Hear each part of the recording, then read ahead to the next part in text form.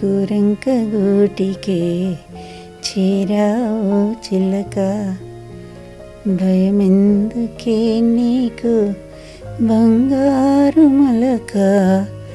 గోరంక గూటికే చేరావు చిలక, గూటికే చేరావు చిలక, గోరంక గూటికే. పెద్దలు కుదిర్చిన వివాహమా మీరే చేసుకున్న వివాహం? నేనే చేసుకున్నాను. ఆ విధమైన పరిస్థితులు అతను కల్పించాడు నాకు. ఆ ఫోటోలు చూస్తూనే పెరిగాను నేను. అట్లా తర్వాత ఇక ఆయన జీవితంలో జీవిత చరిత్ర రాద్దామని వచ్చాను. అలా అది అయిపోయినసరికి ఇక ఇద్దరము ప్రేమలో పడ్డాం చెప్పాలంటే. మీతో నవ్వుతూ ఉండేవారా, గాంభీర్యంగా ఉండేవారా? అసలు ప్రేమలో పడ్డాను అని అన్నారు. గాంభీర్యంగా ఉన్న వ్యక్తితో ఆ ప్రేమలో పడటానికి ఏం దారి తీసింది? చెప్పాలంటే ఆయన భార్యనైనా కూడా భయపడుతూనే ఉండేదాన్ని. మిమ్మల్ని మోసం చేసి చేసుకున్నారా ఆయన? ఇక్కడ మాత్రం వాస్తవం, మా బాబు పుట్టాక మా ఇద్దరి మధ్య సంబంధం లేదు, వైవాహిక బంధం కేవలం. రీస్టార్ట్ రూమ్లో మనతో పాటు ఉన్నారు ఎన్టీఆర్ సతీమణి లక్ష్మీ పార్వతి. తెలుగు రాజకీయాల్లో తెలుగుదేశం పార్టీ ఆవిర్భావం ఒక సంచలనం అయితే, తెలుగుదేశం పార్టీలో ఎన్టీఆర్ జీవితంలోకి లక్ష్మీ పార్వతి రాక ఒక సంచలనం. అప్పటి నుంచి పార్టీలో ఎన్నో సంచలనాలు చోటు చేసుకున్నాయి. సో ఆ సంచలనాల దగ్గర నుంచి నేటి రాజకీయ పరిస్థితులు, పరిణామాల వరకు ఉన్న విశేషాలేంటి, అలాగే ఆ సంచలనాల్లో ఇంకా దాగి ఉన్న రహస్యాలేంటి, ఇవన్నీ మాట్లాడబోతున్నాం ఈరోజు రీస్టార్ట్ రూమ్లో. లక్ష్మీ పార్వతి గారు నమస్తే అండి. నమస్తే బాబు. లక్ష్మీ పార్వతి గారు, ఇదేదో క్వశ్చన్ అండ్ ఆన్సర్ ఇంటర్వ్యూలా కాకుండా మొత్తం తెలుగుదేశం పార్టీ ఆవిర్భావం గురించి మీకు తెలిసిన విషయాలతో పాటు, మీ బాల్యం దగ్గర నుంచి నేటి వరకు మీ జీవితంలో చోటు చేసుకున్న విషయాలతో పాటు, నేటి తెలుగు రాజకీయాల పరిస్థితుల వరకు అన్నీ కూడా మాట్లాడుకుందాం. తక్కువ టైంలో ఎక్కువ మాట్లాడదాం.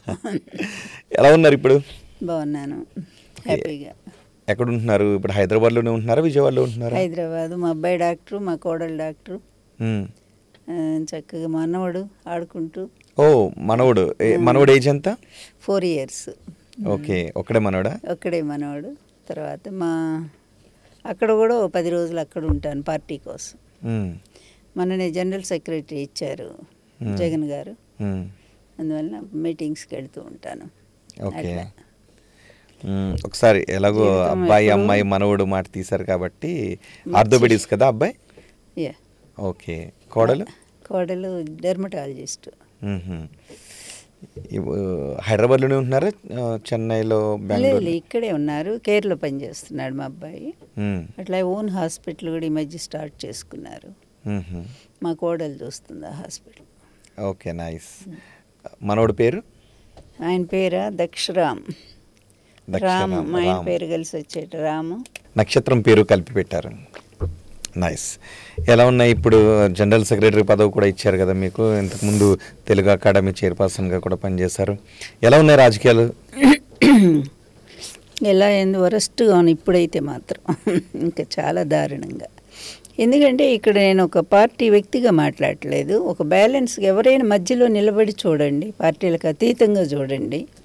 గత ప్రభుత్వం ఇచ్చినటువంటి హామీలు మొత్తం 98% అమలు చేశారు.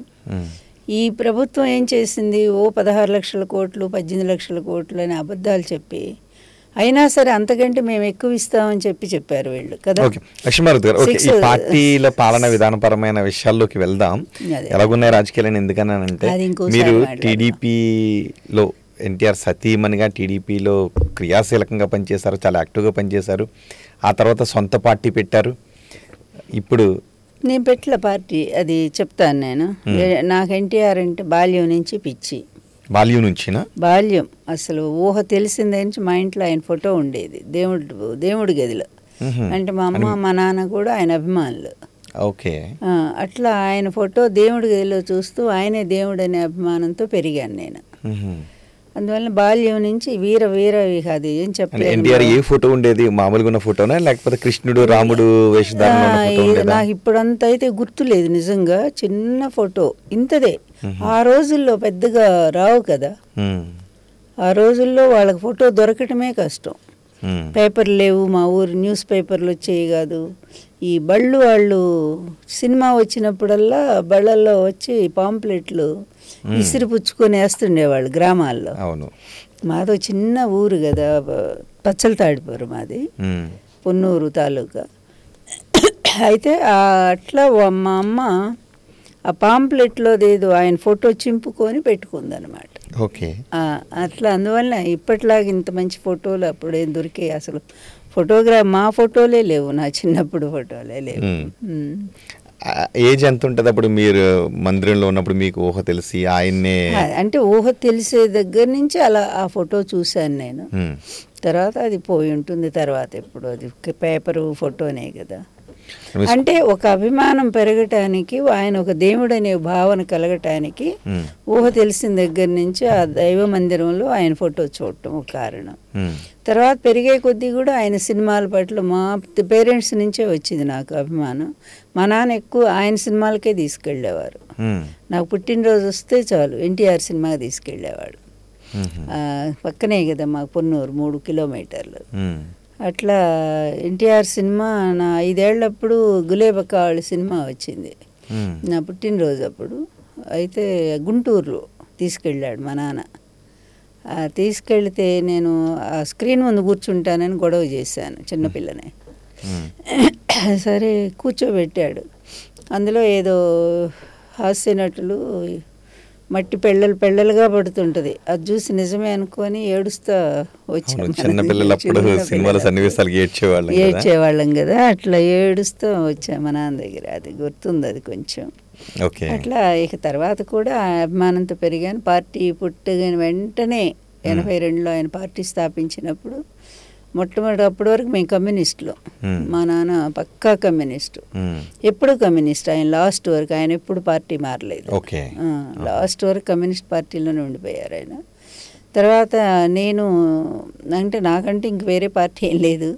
ఎన్టీఆర్ గారి మీద అభిమానంతో తెలుగుదేశం పార్టీ పెట్టిన తర్వాత నేను కూడా చేరాను.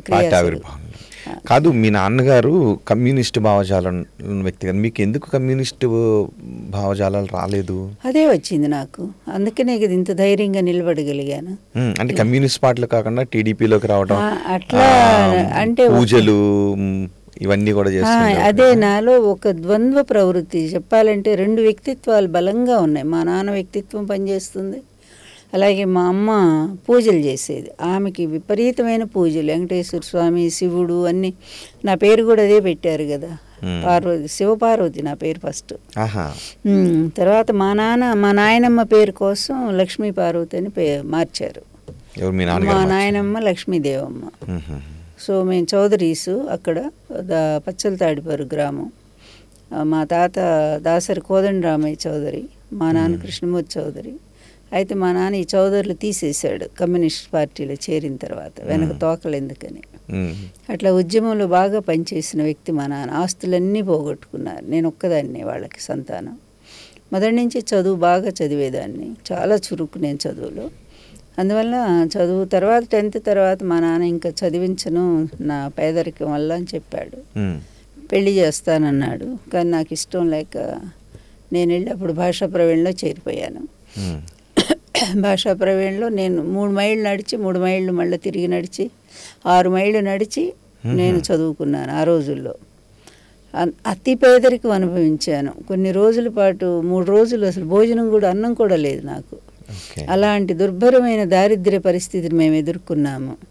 అయినా ఎప్పుడు ఎవరిని చేయి చాపి అడగలేదు. మొదటి నుంచి నా మనస్తత్వం అంతే. ఏంటి అసలు అప్పట్లో మీ కుటుంబ ఆదాయం ఏంటి? మా కుటుంబం అదే, మాకు రైస్ మిల్ ఉండేది, తర్వాత కట్టెల వ్యాపారం ఉండేది, అడితి అంటారు కదా. మా నాన్న ఈ టంగుటూరు, లోపాడు అట్లా వెళ్ళి లారీలు సరుకు తీసుకొచ్చి అడితిలో పెట్టి కొనుక్కుంటూ ఉండేవాళ్ళు అందరూ కూడా. చాలా బాగుండేది అప్పుడు మా పరిస్థితి. మేము పెద్ద ఇళ్ళు కూడా కొనుక్కోగలిగాము, పెంకుటిళ్ళు. అంటే అంతకుముందు పూరిళ్ళు మా తాత ఇచ్చింది. తర్వాత మేము ఈ వ్యాపారం వల్ల లాభం వచ్చి పెంకుటిళ్ళు కూడా కొనుక్కోగలిగాము. అయితే ఎప్పుడైతే మా నాన్నకి ఈ పార్టీ పిచ్చి ఎక్కువైపోయిందో, ఈ ఉద్యమాలని ఇంక వెళ్ళిపోతుండేవాడు వ్యాపారం వదిలేసి. ఎప్పుడు రహస్య సమావేశాలు. ఆ రోజుల్లో బ్యాన్ ఉంది కదా, కమ్యూనిస్టుల మీద బ్యాన్ ఉంది, కనపడితే కాల్ చేయమని. ఇప్పుడు నక్సలైట్లు ఎట్లాగా అట్లాగా. ఆ పరిస్థితులు మా ఇంట్లో రహస్య సమావేశాలు జరుగుతుండేవి. ఎక్కడెక్కడి నుంచో పెద్ద పెద్ద వాళ్ళు వస్తారు. మా అమ్మ పాపం ఎప్పుడు వంట చేసి పెడుతూనే ఉండేది.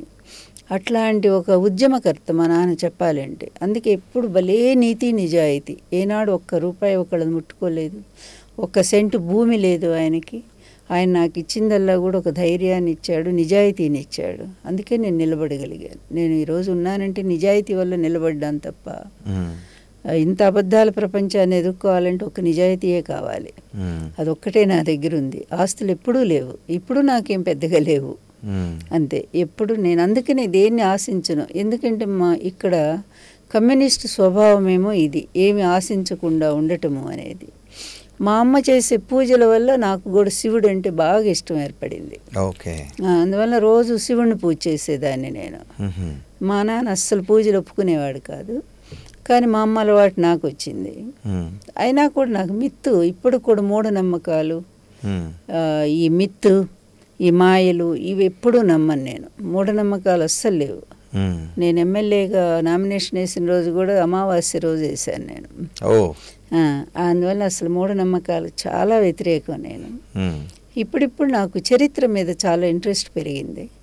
అందువల్ల అసలు ఒరిజినల్ హిస్టరీ ఏంటి మన భారతదేశం, ఈ దేవుడు అనే కాన్సెప్ట్ ఎప్పుడు వచ్చింది మన దేశంలోకి అనేటువంటి ఒక రీసెర్చ్ కూడా నేను చేస్తా ఉన్నాను ఇప్పుడు. అవునా? ఎంతవరకు వచ్చింది రీసెర్చ్? అంటే రీసెర్చ్ అంటే అదేదో యూనివర్సిటీకి సబ్మిట్ చేసేది కాదు. మొన్ననే నేను డీలిట్ కూడా తీసుకున్నాను అవార్డు నన్నయ్య యూనివర్సిటీ నుంచి. ఇంట్రెస్టింగ్. అసలు ఎలా వచ్చింది? మిగతా విషయాల్లోకి వెళ్ళే ముందు ఇది కూడా మాట్లాడుకుందాం. అది ఈసారి ఈ సబ్జెక్టు వేరే, అసలు డిఫరెంట్, అది వేరే మాటలు. అట్లా మా నాన్న వ్యక్తిత్వం. అభిప్రాయం దేవుడు లేడా? ఏది నిజం. ఎందుకంటే ఆలోచన చూసే కొద్దీ మనిషి నమ్మకం మీదే దేవుడు బ్రతుకుతున్నాడు అనిపిస్తుంది. నమ్మకపోతే లేడు కదా, నమ్మని వాళ్ళకి దేవుడు లేడు కదా, నాస్తికులకి కదా, నమ్ముతున్న వాళ్ళకే కదా దేవుడు అనేది. అందువల్ల నేను నా శ్రమణకం అనే నవల్లో కూడా అదే రాశాను. బుద్ధిజం నేను చాలా ఇష్టం నాకు. బుద్ధిజం సంబంధించిన నవల్లో కూడా నేను అదే అడిగాను. ఎన్నో వేల సంవత్సరాల నుంచి దేవుడు అని అంటారు. బుద్ధుడు అడుగుతాడనమాట. మరి ఆయన ఎప్పుడైనా ఎవరైనా ఒక్కసారన్నా చూసారా మీరు? ఒక నమ్మకం మీదే కదా బ్రతుకుతున్నాము ఇన్నేళ్లుగా కూడా. కనపడిన ఒక అదృశ్యాన్ని మన నమ్మకంతో మనం బ్రతికించుకుంటూ ఆ నమ్మకానికి ఒక రూపానికి పెట్టుకొని దానితో గుళ్ళు కట్టించుకొని బ్రతుకుతున్నాము. అందువల్ల మన ధర్మం అంటే హిందూ ధర్మాన్ని నేను ఎంతో నమ్ముతాను. ధర్మం వేరు, దేవుడు వేరు. ఎప్పుడు కూడా ధర్మం అనేది ఒక సోషలిజం. అది అందరూ అది ఒక సమకాలీనంగా సమానత్వంతో ప్రేమించి అందరినీ చూడాల్సినటువంటి బాధ్యత అది, దాని ధర్మం అంటుంది హిందూ ధర్మం. అలాగే western philosophy ends begins eastern philosophy అని నాకు స్వామి వివేకానంద చాలా ఇష్టం. స్వామి వివేకానంద పెద్ద నాస్తికుడు, వీళ్ళందరికీ తెలుసో తెలియదు కానీ. అట్లా ఫిలాసఫీ అంటే నాకు పిచ్చి. ఫిలాసఫీ వేరు. ఈ ఫిలాసఫీ అనేది నాకు బిగినింగ్ నుంచి ఉంది. ఎందుకంటే భక్తి కంటే కూడా జ్ఞాన మార్గాన్ని చాలా నమ్మాను నేను. అందుకే నేను భజగోవిందం అనే పుస్తకాన్ని రాశాను. నేను దానికి వ్యాఖ్య రాశాను. భజగోవిందం ఆదిశంకరాచార్యులు గారు రాశారు. ఆయన ఫిలాసఫీ చచ్చేంత ఇష్టం. ఫిలాసఫీ ఏదైనా సరే మన జీవితంలో సహజంగా జరిగేటువంటివే ఫిలాసఫీ. ఎప్పుడు డబ్బు ఉంటే ఆయన అదే చెప్తాడు కదా, ఏంటది, ఎంతవరకు ధనాన్ని నువ్వు ఆర్జిస్తూ ఉంటావో అప్పటి వరకే నీ బంధువులు స్నేహితులు అంటే పదవైనా అంతే ఉంటారు. అది పోయిన రోజు యావద్విత్తోపార్జన సక్త తావన్ నిజ పరివారో రక్త పశ్చాజ్జీవతి జర్జరదేహే వార్తాంకోపిన పృచ్ఛితి గేహే. ఎప్పటి వరకు నువ్వు సంపాదిస్తూ ఉంటావో అంతవరకు నీ భార్య బిడ్డలు కూడా గౌరవిస్తారు.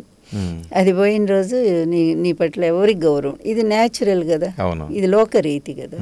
పుత్రాదపి ధనభాజాం భీతి అంటాడు ఆయన. నీకు ధనం ఎక్కువ సంపాదిస్తే నీ పుత్రుడి వల్ల కూడా నీకు ఇబ్బందులు వస్తాయి. ఇప్పుడు అవే జరుగుతున్నాయి, చూస్తున్నాం కదా, దారుణమా డబ్బు కోసం అసలు.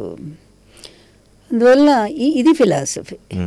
ఈ ఫిలాసఫీ చాలా ఇష్టం నాకు. అంటే ఈ ఫిలాసఫీ మధ్యలోంచి వచ్చిందా? లేదు హిందూయిజమే ఫిలాసఫీ అసలు. ఆ ఒరిజినల్ ధర్మాన్ని పక్కన పెట్టేసి అనవసరంగా దేవుడనే కాన్సెప్ట్ను ముందుకు తెచ్చిపెట్టి ప్రజలను ఒక మూర్ఖవాదాలకి మూఢ సిద్ధాంతాలకి లోబడేటట్టు చేసి దానివల్లే కదా క్షుద్ర పూజలని తాంత్రిక శక్తులని నిన్న కూడా ఎవరినో చంపారు గ్రామంలో. అతను ఏదో తాంత్రిక పూజలు చేస్తాడు. నిజంగా ఉన్నాయా ఇవి? లేవు కదా.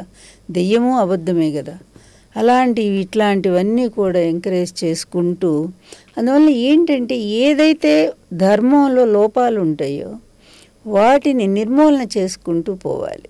సో ఆ దిశగా మీ రీసెర్చ్ కూడా. అవును, మీ ఇంట్లో పూజా మందిరం ఉండదా ఇప్పుడు? తప్పకుండా ఉంటుంది. ఎందుకంటే నాకు నా పుట్టిన దగ్గర నుంచి అలవాటు నాకు శివుడికి దండం పెట్టుకోవడం. ఎప్పుడు అట్లా కాదు నేను అనేది, ఇది కూడా నా నమ్మకమే కదా. నేను అదే చెప్తున్నా, నా ధర్మాన్ని నేను నమ్మాను. నా ధర్మంలో భాగంగానే బాల్యం నుంచి నా తల్లిదండ్రులు ఏమి ఇచ్చారో ఆ సంస్కారం దాన్ని నేను, నా తల్లి తండ్రి కాదు, అది తండ్రి ఇచ్చింది కమ్యూనిస్ట్ సంస్కారం, తల్లి ఇచ్చింది ఈ సంస్కారం. అందుకని ఒక దండం పెడతాను ఇప్పటికి కూడా, నష్టం ఏమీ లేదు. పూజ చేస్తారా? పూజ అంటే ఈ పూజ ప్రత్యేకంగా ఏమి ఉండదు. అది కూడా నాకు కుదిరిన శివుడికి అభిషేకాలు చేయటం అట్లా ఏమి ఉండదు. ఊరికి ఒక కడ్డీ వెలిగించి ఒక నమస్కారం చేసి వస్తా. అది ఇన్నాళ్ళు నాలో జీవించి ఉన్నటువంటి ఒక నమ్మకం అంతే. దానివల్ల నష్టం ఏమి లేదు. కానీ అదే నమ్మి నేను వేరే దారి మూర్ఖపు దారి నడిచానంటే పూర్తిగా సిద్ధాంతానికి వ్యతిరేకంగా నేను నడిచినట్టు అవుతుంది కదా. అది ఓకే. ఆ తర్వాత చదువు ఎలా పూర్తి? అది అయిపోయింది. భాషా ప్రవీణ అయిపోయిన తర్వాత వీరగంధం సుబ్బారావుతో వివాహం జరిగింది. ఆ వివాహం ఎలా జరిగింది? సరే, అది ఎంతో భయంకరమైన పరిస్థితుల్లో. నేను ఈసారి నా బయోగ్రఫీ చెప్తాను కొంచెం, మనం దాని గురించి ఎక్కువ పోను నేను ఇప్పుడు, ఎందుకంటే ఇంకా ఉంది మాట్లాడాల్సినవి చాలా ఉన్నాయి నాకు. అయితే ఆ వివాహం గురించి ఒక్కటి, మీ పెద్దలు కుదిర్చిన వివాహమా? నేనే చేసుకున్నాను. నేనే చేసుకోవటం అంటే ఆ విధమైన పరిస్థితులు అతను కల్పించాడు నాకు. మా అమ్మ అయితే బావిలో కూడా దూకింది ఆ పెళ్ళి ఇష్టం లేక. అవును, అసలు రాలేదుగా, పెళ్ళికి రాలేదు మా అమ్మ, రాలేదు. మా నాన్న వచ్చి దూరంగా కూర్చొని అసలు అక్షింతలు కూడా ఇలా వెళ్ళిపోయాడు. ఇక అంటే వాళ్ళకి ఇష్టం లేకుండా నేనే చేసుకోవాల్సి వచ్చింది. అలాంటి దారుణమైన పరిస్థితి అతను కల్పించాడు నాకు. ఏ అమ్మాయికి రాకూడదు అట్లాంటి పరిస్థితి. అందుకనే మా ఇద్దరి మధ్య అంత సయోధ్య ఎప్పుడూ లేదు. అందుకే నేను అంత చిన్న వయసులోనే ఫిలాసఫీ దారిలోకి వెళ్ళిపోయాను. నాకు ఎందుకు ఆయన మిమ్మల్ని ఇబ్బంది పెట్టారా, బెదిరించారా? ఇంకా నేను అంతకంటే ఇప్పుడు మాట్లాడిన ఆ విషయం గురించి. నాకు దానివల్ల ఇబ్బంది జరిగింది కనుక అతను చేసుకోవాల్సి వచ్చింది, కంపల్సరీగా చేసుకోవాల్సి వచ్చింది. తర్వాత ఒక బాబు పుట్టాడు. బాబు పుట్టాక మా ఇద్దరి మధ్య అసలు ఇక భార్యాభర్తల బంధం పోయింది. నేను లెక్చరర్గా రఘురామయ్య కాలేజీలో లెక్చరర్ అయ్యాను. అప్పటికి ఎంఏ అయిపోయింది. నేను ప్రైవేట్గా ఎంఏ చేసుకున్నాను. నేను అంటే మిమ్మల్ని చదివించడంలో సుబ్బారావు గారి పాత్ర ఏమీ లేదు, నథింగ్ ఈజ్ దేర్. ఎందుకంటే నేను ప్రైవేట్గా ఇంట్లో ఉండి వెళ్ళి పరీక్షలు, మా బాబు 9వ నెలప్పుడు కూడా పరీక్ష రాసి వచ్చాను నేను, ప్రెగ్నెంట్లో ఉండి గుంటూరు వెళ్ళి. అందరూ ఆశ్చర్యపోయారు. 9 నెలల గర్భిణి వచ్చి ఎప్పుడు ప్రసవం అవుతుందో తెలియదు కూడా. అట్లా అంత చదువు అంటే అంత పిచ్చి. తర్వాత అందుకే ఆపలేదు నేను ఎక్కడ, మళ్ళీ ఎంఫిల్ చేసుకున్నాను. అది కూడా నేను చదువుకుంటూ, నేను ఉద్యోగం చేసుకుంటూ ఆ జీతంతో నేను ఎంఫిల్ ఫీజులు కట్టుకొని నేను చదువుకున్నాను. ఎంఫిల్ తర్వాత పిహెచ్డి కూడా చేశాను నేను. ఎన్టీఆర్ గారు చనిపోయినాక పిహెచ్డి చేశాను. మొన్న రీసెంట్ లాస్ట్ ఇయర్ డీలిట్ చేశాను, డాక్టర్ ఆఫ్ లిటరర్స్. అంటే హైయెస్ట్ ఇక లేదు దాని తర్వాత డిగ్రీ. మరి అంత చదువుపిచ్చి నాకు మొదటి నుంచి. నేను ఎప్పుడు స్టూడెంట్నే అనుకుంటాను. నేను ఎప్పుడూ చదువు, పుస్తకాలు, నేను ప్రపంచం, నాకు ఫ్రెండ్స్ తక్కువ, బయట ప్రపంచం తక్కువ, అలాగే అధికార వ్యామోహాలు తక్కువ. ఏనాడు నేను అధికారాన్ని గురించి ఆశించలేదు. వీళ్ళేసిన భయంకరమైన నిందలు ఇవన్నీ కూడా ఈ మధ్యనే చూశాను నేను. డాక్టర్ గారి వ్యాఖ్యలు కూడా విన్నాను మీ స్టూడియో ద్వారా. అక్కడికి వద్దాం. ఓకే, పార్టీ ఆవిర్భావం తర్వాత టీడీపీలో మీరు ఎప్పుడు పార్టీలోకి వచ్చారు? ఎన్టీఆర్ని ఎప్పుడు కలిశారు? 82లోనే వచ్చేసాను. ఆయన పార్టీ పెట్టినప్పుడే వచ్చాను. అప్పుడే తెనాల్లో నన్నపనేని రాజకుమారి గారు ఒక పార్టీ, ఆయన మీటింగ్ ఒకటి ఏర్పాటు చేశారు. ఎన్టీఆర్ గారు అప్పుడు తిరుగుతున్నారు కదా, పార్టీ పెట్టగానే ఆయన చైతన్య రథం మీద రాష్ట్ర పర్యటన చేస్తున్నారు. ఆ టైంలో అక్కడ ఆమె అరేంజ్ చేశారు. ఆ మీటింగ్కి వెళ్ళాం కానీ కలవలేకపోయాను. జనం విపరీతమైన జనం ఉన్నారు. ఆ తర్వాత మేము ఒక పార్టీ ఆఫీస్, మహిళల ఆఫీస్ ఒకటి స్టార్ట్ చేసాం తెనాల్లో. చేసినప్పుడు ఉపేంద్ర గారు వచ్చి ఓపెన్ చేశారు. ఉపేంద్ర గారు రిక్వెస్ట్ చేశాను నేను, ఒక్కసారి ఎన్టీఆర్ గారిని గెలిపించండి అని. అప్పుడు ఆయన ఢిల్లీలో నవంబరు 1 ఆంధ్ర రాష్ట్ర అవతరణ దినోత్సవ సందర్భంగా అక్కడ నా మీటింగు సుబ్బారావు హరికథ ఏర్పాటు చేశారు. ఇద్దరు కలిసారు. ఇద్దరు అప్పుడు ఏపీ భవన్లో పెట్టారు. పెడితే ఇక వెళ్ళినప్పుడు అప్పుడు కలిసాము ఎన్టీఆర్ గారిని. కలిసి చాలా అభిమానం అండి అని నేను, నాకు తెలియ అసలు ఒక కన్ఫ్యూజన్ అయిపోయాను ఆయన చూడగానే. 82లో 82లో కాదండి, ఆయన ముఖ్యమంత్రి అయినా 85లోనో ఎప్పుడు. Okay okay. అప్పటికి మీరు సుబ్బారావు గారు కలిసే ఉన్నారు? మేము కలిసే ఉన్నాము, లాస్ట్ వరకు కూడా కలిసే ఉన్నాం. కాకపోతే మా ఇద్దరి మధ్య రిలేషన్ లేదు. నా దారి నేనున్నాను. ఆ తర్వాత నేను ఎప్పుడైతే ఈ డిగ్రీ కాలేజ్ లెక్చరర్ పోస్ట్ వచ్చిందో నర్సరావుపేట, ఇక్కడికి వచ్చి మా అమ్మ మా నాన్న దగ్గర నేనున్నాను. నా కొడుకునేమో నేను మరి ఇష్టం లేని పెళ్లి చేసుకున్నారు కదా, పెళ్లి కూడా రాలేదు, మరి ఇంట్లో వాళ్ళందరూ కలిసిపోయారు తర్వాత? ఏది మా అమ్మ నాన్న, మా నాన్న పాపం వచ్చాడు, దూరంగా కూర్చున్నాడు. అంటే కమ్యూనిస్టులు కదా, మరి మీ మ్యారేజ్ ఎందుకు వ్యతిరేకించారు మీ నాన్నగారు? అసలు అది వేరే చెప్పానుగా, అసలు అదొక భయంకరమైన సిచ్యుయేషన్. అది జరగకూడని పెళ్లి జరిగింది. అంతకు మించి ఇప్పుడు 20 ఏళ్ళు తేడా అట్లా. నేను అతన్ని బాబాయ్ అని పిలిచేదాన్ని. ఒక తండ్రిగా భావించిన వ్యక్తిని పెళ్లి చేసుకోవాల్సి వచ్చిందంటేనే అది పరిస్థితి ఎంత దారుణమో చూడండి. మనసు ఎట్లా కలుస్తుంది అది.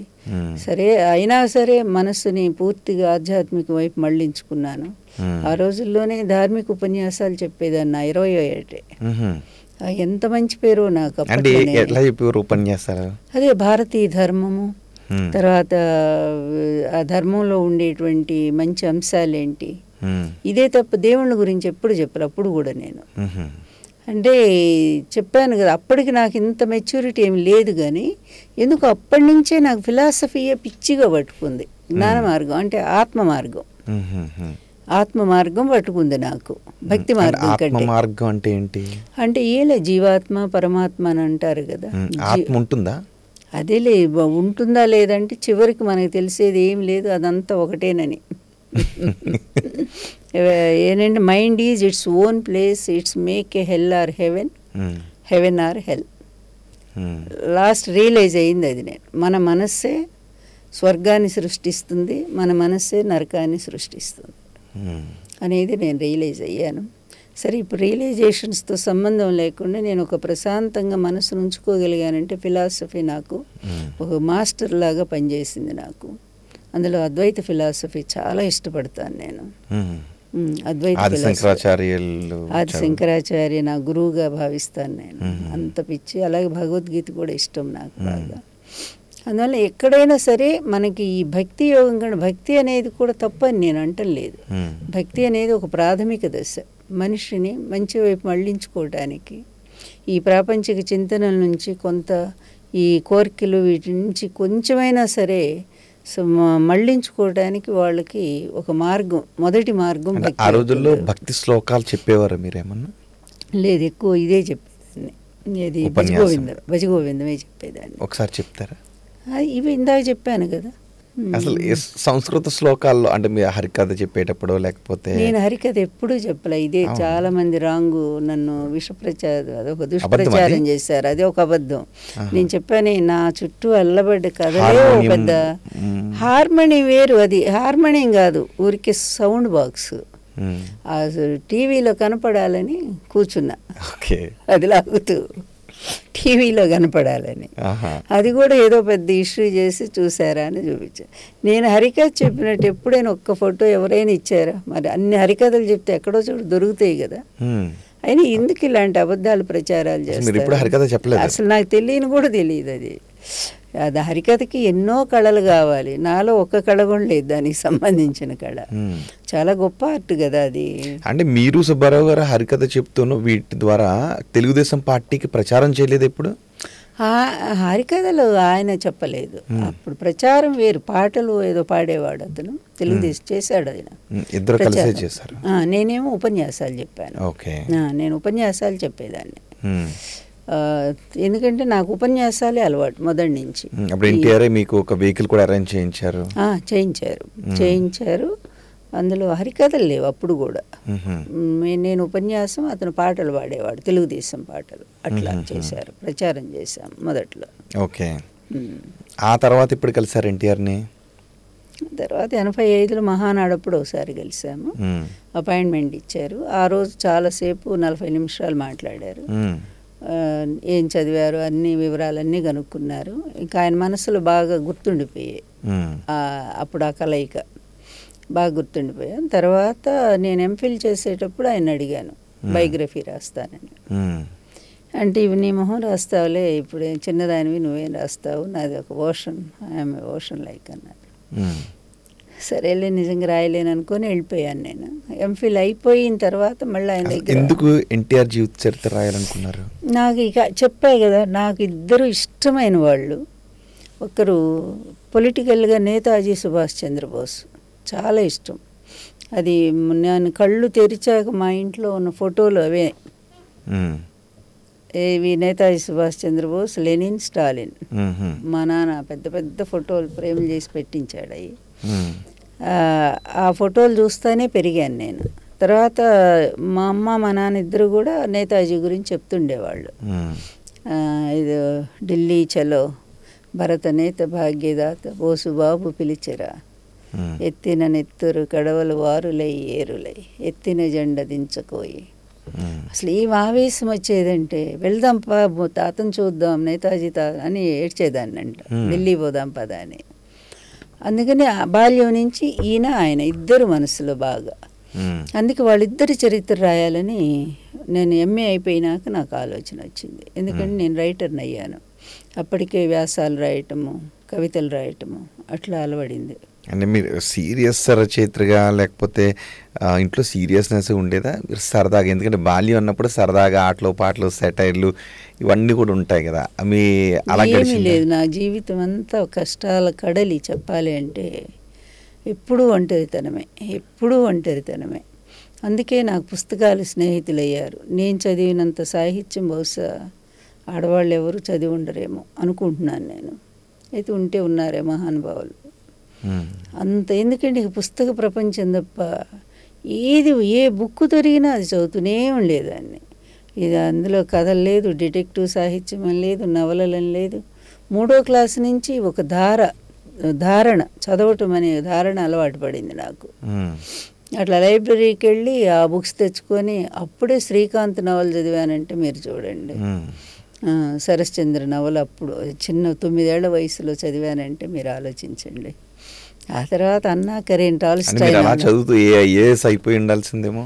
టాల్స్టాయ్ నవల సివిల్ సర్వీస్ లోకి వెళ్దాం అంటే బుక్స్ ఎప్పుడు చదువుతున్న వాళ్ళని జనరల్ గా ఐఏఎస్ ఐపీఎస్ లతో పోలిస్తారు కదా. నిజమే, నాకు పరిస్థితులు అనుకూలిస్తే నా బ్రెయిన్ చాలా షార్ప్ ఉండేది. ఏకసంతగ్రాహి అంటారే, అంత ఒక్కసారి వింటే ఆ విషయం పట్టేసుకునేదాన్ని. కానీ నాకు పరిస్థితులు ఎక్కడా అనుకూలించలే. నాకు సంగీతం అంటే పిచ్చి, కానీ నేర్చుకునే అవకాశం ఎక్కడా దొరకలేదు. ఎంత పిచ్చో సంగీతం అంటే నాకు.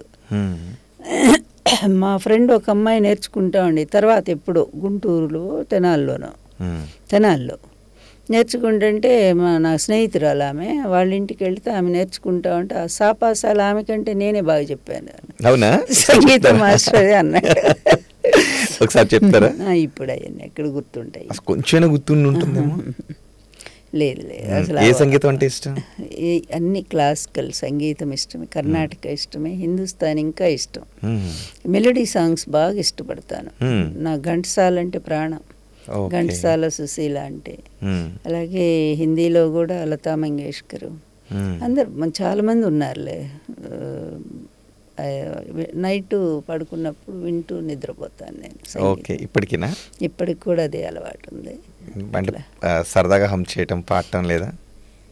ఒకప్పుడు చేసేదాన్ని కానీ ఇప్పుడు అసలు గొంతు పోయింది. ఎందుకంటే సాధన ఉంటే ఆ గొంతు కూడా అదేనలో ఉంటుంది. నేను మా ఎంఫిల్ చేసేటప్పుడు మా మౌళి మేమంతా క్లాస్మేట్స్ అందరూ లాస్ట్ రోజే ఏమో పాట పాడమంటే పాడాను, ఎంకి పాట. ఇప్పటికీ వాళ్ళ గుర్తుండిపోయింది. ఏం పాటది ఒకసారి పాడండి. ఎలా వస్తా పాడండి. ఇప్పుడు అసలు స్వరాలు నిలబడవు, శృతి నిలబడదు, అపశృతులు వస్తాయి. బాగానే పాడేదాన్ని. ఓకే. శృతి బాగుండేది, మంచి విషాదం వలుగుతుంది గొంతులో. ఎప్పుడైనా పాడించుకున్నారా? అబ్బో చాలాసార్లు ఆయన పాటలే పాడేదాన్ని. ఏ పాట అది? గోరంక గూటికే చేరావు చిలక, భయమెందుకే నీకు బంగారు మొలక, గోరంక గూటికే చేరావు చిలక. అట్లా ఆ పాట ఒకటి ఇష్టం ఆయనకి. అది ఎన్టీఆర్కి ఇష్టమా? బాగా. ఇంకేదో ఇష్టం ఉండేవి, ఇప్పుడు అన్ని గుర్తు రావట్లేదు. అలాగే ఆయన పాపయ్య శాస్త్రి గారి పద్యాలు చాలా ఇష్టం ఆయనకి. పుష్ప విలాపం, కుంతి కుమారి, తర్వాత అవి కాక విదుర భక్తిని ఇవే పద్యాలు ఉన్నాయి ఆయన రాసినవి. అంటే అది మైండ్లోకి రాలా, వస్తే చెప్పేస్తాను. గబుక్కున అనేసరికి రాదు కదా, ఇప్పుడు మైండ్ సెట్ వేరే ఉంది కనుక. ఓకే. జనరల్గా ఎన్టీఆర్ సినిమా ఎక్కువ చూసేవారు కదా, మీ అమ్మగారు కూడా చూపించేవారు. ఆయన సినిమాల నుంచి ఇప్పుడు గోరింక గూటికి కాకుండా ఇంకేం ఇష్టం మీకు? ఆయన సినిమాలన్నీ ఇష్టమే. ఇది అసలు ఆయన శ్రీకృష్ణ పాండవీయం అయితే ఎన్నిసార్లు చూశాను నేను. రక్త సంబంధం ఇప్పుడు ఆయన ముందు కూడా ఏడ్చారు, రక్త సంబంధం గుర్తు తెచ్చుకోని. అంత మనసును పట్టిందంటే అన్నా చెల్లెళ్ళ బంధం. అందులో వాళ్ళ యాక్టింగ్ ఇద్దరు పోటాపోటీగా చేశారు మహానుభావులు. అదే ఆయనకి చెప్పి కూడా ఏడ్చాను ఆయన ముందు కూడా. ఆ సినిమా అంత ఆకర్షించింది. అన్నీ దాదాపు ఆయన సినిమాలు అన్నీ పౌరాణిక సినిమాలు. అందుకే ఆయన పౌరాణిక సినిమాల మీదే నేను పిహెచ్డి చేయగలిగాను. పౌరాణిక డైలాగ్ ఏదైనా చెప్పేవారా మీరు? అవన్నీ మనకు చేత కావు. అవునా? ఆ డ్రామాటిక్ లేదు నాలో, ఆ డ్రామా మెంటాలిటీ లేదు. నిజమే, అది కూడా ఒక ఆర్టే కదా, ఆర్టే గౌరవించాలి మనము. అలాగే సంగీతం కూడా వినటం ఇష్టం బాగా, కొంచెం అట్లా అంటం ఇష్టం తప్ప పెద్దగా పాడటం రాదు. ఓకే. ఇంకే పాట ఒకటి గుర్తు చేసుకుంటారా? ఇప్పుడు నాకేం గుర్తు లేవు అస్సలు. ఎన్టీఆర్ ఏ హీరోయిన్తో నటించిన సినిమా బాగా ఇష్టపడేవారు మీరు? అప్పట్లోనే సావిత్రి ఇష్టం. సావిత్రి ఈయన ఉంటే పాండవ వనవాసం కానీ చాలా సినిమాలు ఉన్నాయి వాళ్ళిద్దరి. అట్లా వాళ్ళిద్దరు హిట్ పేరు ఎవరు? ఎన్టీఆర్, సావిత్రి. శ్రీదేవి కదా? చిన్నపిల్ల శ్రీదేవి తర్వాత కాలంలో వచ్చారు, అప్పటికి ఈయన పెద్దవారు అయ్యారు కదా. తర్వాత గమ్మత్తు ఏంటంటే తర్వాత కాలంలో ఆయన సినిమాలు నేను చూడటం మానేశాను, నచ్చక. అవునా? ఇది ఆశ్చర్యపడతారు మీరు. ఎందుకో నాకు నచ్చల. అప్పుడు ఎన్టీఆర్ సినిమాలు అంత ఇష్టంగా ఉండేవి. ఈ 70ల తర్వాత వచ్చినవన్నీ ఆయన ఏదో బెల్ బాటం వేసుకొని చిన్న చిన్న హీరోయిన్లతో, అప్పుడు కొంచెం ఒళ్ళు కూడా వచ్చింది కదా ఆయనకి. ఆ డాన్సులు వేయటం నాకు నచ్చేది కాదు, అందుకే నేను పోలా. ఎవరితో డాన్స్ వేయటం నచ్చలేదు మీకు? ఎవరితోని కాదు, జయప్రద కానీ శ్రీదేవి కానీ, ఇంకా అసలు అట్లా కాదు. ఆయన వేరు కదా, ఆయన రూపం వేరు, ఆయన నటన వేరు, దానికి తగిన పాత్రలో ఆయన రాణింపు వేరు. కానీ ఏందో ఇట్లాంటి పిచ్చి డాన్స్లు వేయిస్తున్నారేంటని బాధపడేదాన్ని. చెప్పాలనిపించిందా ఎప్పుడైనా? అప్పుడు అంటే పరిచయం లేదు. మందిరంలో ఫోటో ఉండేది అన్నారు కదా, అనుకున్నారు ఎప్పుడైనా కలవాలి అని? ఆ మందిరంలో ఫోటోని పెట్టుకున్నప్పుడు మందిరంలో ఫోటో అంటే అది బాల్యంలో, చాలా చిన్న వయసులో. ఆ తర్వాత అది ఉండదుగా ఎక్కువ కాలం, కానీ మనస్సులో ముద్రించుకుపోతుంది కదా. అందుకే నింగి అంచున నీవు నేల తాకున నేను, కలిసేది ఎలా మనసు తెలిసేది ఎలా అని పోయిటరీ రాసుకున్నాను అప్పట్లోనే. మీరే రాసుకున్నారా? ఎవరి కోసం? ఆయన కోసమే, ఇంకెవరి కోసం. అప్పుడు నాకు వయసు ఉంటాయి 12-13 ఏళ్ళు ఉంటాయి. ఆ ఏజ్ లోనే రాసుకున్నాను.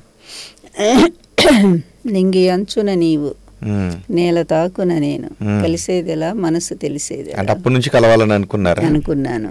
అది ఒక కోరికగా మిగిలిపోయింది కూడా. ఆయన ఒక్కసారన్నా జీవితంలో చూస్తానా నేను అనుకున్నాను. మేము 7th క్లాస్ చదివేటప్పుడు వచ్చారు ఆయన. అదేదో హాలు ఇనాగ్రేషన్కి వచ్చారు పొన్నూరులో. పిల్లలు అందరం 7th క్లాస్. ఎన్టీఆర్ గారు వస్తున్నారంటే అనేసరికి మాకు రీసెస్ టైం కూడా వచ్చి అందరూ మానవహారంలాగా చేతులు పట్టుకుని రోడ్డుకి అడ్డంగా నిలబడ్డాం. కారు వచ్చి ఆగింది, ఆయన దిగారు, అంతే. ఏమైందో నాకు తెలియలే. ఎప్పుడు వెళ్ళి కొట్టారో లోపల వెళ్ళి పిల్లలందరూ వెళ్ళిపోయారు, ఆ కారు వెళ్ళిపోయింది, నేను మాత్రం రోడ్డు మీద ఒక ఏదో లోకంలో ఉండిపోయా. మా హెడ్ మాస్టర్ చెవి మెలేసి తీసుకుపోయాడు లోపలికి, అది గుర్తుంది. అసలు ఏమో ఎవరిని చూస్తున్నానో ఒక దేవుడు అంతే కదా, అప్పటి వరకు అదే భావన కదా, దేవుడు అనే భావనలో పెరిగాను. చూస్తే అసలు ఏమో అబ్బా. ఓకే. అట్లా తర్వాత ఇక ఆయన జీవితంలో జీవిత చరిత్ర రాద్దామని వచ్చాను. మొదట ఒప్పుకోలేదు ఆయన, తర్వాత ఆయనే కబురు చేశారు, రాయండి మీరును లక్ష్మీప్రసాద్ గారు రాయండి అని కబురు చేశారు. యార్లగడ్డ లక్ష్మీప్రసాద్ గారు హిందీలో రాస్తారు, మీరు తెలుగులో రాయండి అన్నారు. అప్పటికి గవర్నమెంట్ పోయింది, ఆయన కొంచెం ఫ్రీగా ఉన్నారు. అందువల్ల బహుశా ఆయన అనుకొని ఉండొచ్చు. వచ్చాక ఆయన అనౌన్స్ చేశారు. శివరంజని పత్రిక, ఇవన్నీ కూడా బాగా సినిమా పత్రికలు వచ్చినాయి. అక్కడి నుంచి ప్రతి శని ఆదివారాలు రావటం మొదలుపెట్టాను. అప్పుడు లెక్చరర్ని కదా నేను. శని ఆదివారాలు వస్తూ ఆయన నేను నోట్స్ తీసుకునేదాన్ని. ఆయన చెప్తున్న విషయాలు ఇలా కళ్ళు మూసుకొని చెప్తూ ఉండేవారు, నేను రాసుకునేదాన్ని. అందుకే ఫస్ట్ పార్ట్ ఎప్పుడు స్టార్ట్ చేశారు? 91 ఫస్ట్ పార్ట్, అంతేగా 89, 91 అనుకుంటాను స్టార్ట్ అయింది. ఫస్ట్ పార్ట్కి ఎవ్వరూ రాయలేరు, ఎందుకంటే అంత అథారిటీ బుక్ అది. ఆయన స్వయంగా చెప్పి రాయించుకున్న బుక్ అది. సుప్రభాతంలో అది సీరియల్గా మౌళి గారు వచ్చి ప్రతి వారం తీసుకుని వెళ్ళేవారు. అట్లా సీరియల్గా వచ్చింది. అలా అది అయిపోయినసరికి ఇక ఇద్దరము ప్రేమలో పడ్డాం చెప్పాలంటే. అంటే ఎన్టీఆర్ ఇప్పుడు గాంభీర్యంగా ఉండేవారు, ఆయన కుమారులే ఆయన ముందు చేతులు కట్టుకున్న నాన్నగారు అంట చాలా ఇదిగా ఉండేవారు కదా. మీతో నవ్వుతూ ఉండేవారా, గాంభీర్యంగా ఉండేవారా? అసలు ప్రేమలో పడ్డాను అని అన్నారు. గాంభీర్యంగా ఉన్న వ్యక్తితో ఆ ప్రేమలో పడటానికి ఏం దారి తీసింది? ఇప్పుడు గాంభీర్యంగా భయమే నాకు చెప్పాలంటే. ఆయన భార్యనైనా కూడా భయపడుతూనే ఉండేదాన్ని. నిజంగా భయపడేవారు? అయ్యో, ఎంత భయం లేకపోతే ఆయన అంత ప్రేమిస్తారు. అసలు ఎప్పుడు నేనేనాడు ఆయనకి ఎదురు చెప్పి కానీ, ఎప్పుడు ఒక్కసారి మాత్రం ఏదో చెప్పాను అనుకుంటా, కొట్టారు ఆ రోజు. కొట్టారా? ఎక్కడ విన్నాం. అదే ఎవరో కార్యకర్తలు వస్తే కలవమని చెప్పారు, నేను కలవనన్నాను. ఎందుకంటే నేను కలుస్తుంటేనేమో వీళ్ళేం పిచ్చి రాతలు రాస్తున్నారు, నా వల్లే పదవి పోయిందని చాలా ఏడ్చాను. అది వద్దండి, నాకు అసలు ఏం వద్దు, మీ సేవ చేస్తూ ఇంట్లో ఉంటాను నేను, నన్ను ఇట్లా ఉండని. ఈప్ మీదేలే, ఆయన చెయ్యి ఎంత బలంగా ఉంటుందని. దెబ్బతో పడిపోయా, బోర్ల పడ్డా. అప్పుడు వెళ్ళి ఏడ్చుకుంటాను, వెళ్ళి చూసొచ్చు. ఎవరు ఓదార్చారు తర్వాత? ఆయనే ఓదారుస్తారుగా. కానీ ఎన్టీఆర్ గారు పైకి ఎంత గంభీరంగా ఉన్నా ఆయన తన పిల్లల్ని ఎంతో ప్రేమించారు, అది వాస్తవం, వాళ్ళకి తెలుసు. అది తన పిల్లలంటే తనకి ఎంతో ఇష్టం. అలాగే ప్రేమ, ఆయన ఎంతో భావుకుడు ఎన్టీఆర్ గారు. పైకి గంభీరంగా ఉన్న ప్రతి మనిషిలో లోపల ఒక ప్రేమ అనేది ఉంటుంది, అలాగే భావుకత ఉంటుంది. ఎందుకంటే మరీ కమర్షియల్ మెంటాలిటీ ఉన్న వాళ్ళు మనం చెప్పలేం, కానీ ఆయన కళాకారులు మనసు మెత్తగా ఉంటుంది, చాలా మెత్తగా ఉంటుంది. ఆయన ఎంతో ప్రపంచాన్ని చూశారు, ఎంతోమంది స్త్రీలని చూశారు. అందువల్ల వాళ్ళందరితో పోలిస్తే నేను ఆఫ్టర్ ఆల్ ఎంతోమంది స్త్రీలను చూడటం అంటే మరి యాక్ట్ చేశారు కదా ఆయన, ఎంతమంది స్త్రీలతో యాక్ట్ చేశారు. అదేవిధంగా బయట కూడా పార్టీలో కూడా ఎంతోమంది స్త్రీలు రోజు కలుస్తూ ఉంటారు ఆయన్ని కదా. అలాంటప్పుడు ఇక మరి ఆయన స్త్రీలను అంచనా వేయలేరా? ఎందుకు వేయలేరు? శుభ్రంగా వేస్తారు కదా. మరి నన్నే కావాలని ఆయన నన్ను పెళ్లి చేసుకుంటామని ఎందుకు అడిగారు? అదే ఎందుకు అడిగారు అంటే ఆ ప్రేమ అప్పటికే మీకు పెళ్ళయింది, ఒక బిడ్డ ఉన్నారు, ఒక భర్త ఉన్నారు, మీరు ఇంట్లో ఎదిరించి చేసుకున్నారు ఆ పెళ్ళి. మరి ఇక్కడ ప్రేమ పుట్టడానికి కారణం ఏంటి? ఎదిరించి అంటే అది అక్కడ పరిస్థితి వేరని చెప్పాను. అది వేరే, అది నాకు ఇష్టం లేకుండానే చేసుకున్నానని చెప్పాను. అది కూడా చెప్పారా మీరు? ఎక్కడైనా అది రివీల్ చేశారా? ఇంకెవ్వరికి రహస్యంగా ఉందా అది? ఏది ఎందుకు చేసుకోవాల్సి వచ్చింది అనేది? నేనా అది ఎవరికి చెప్పలేదు అనుకుంటా ఇప్పటి వరకు.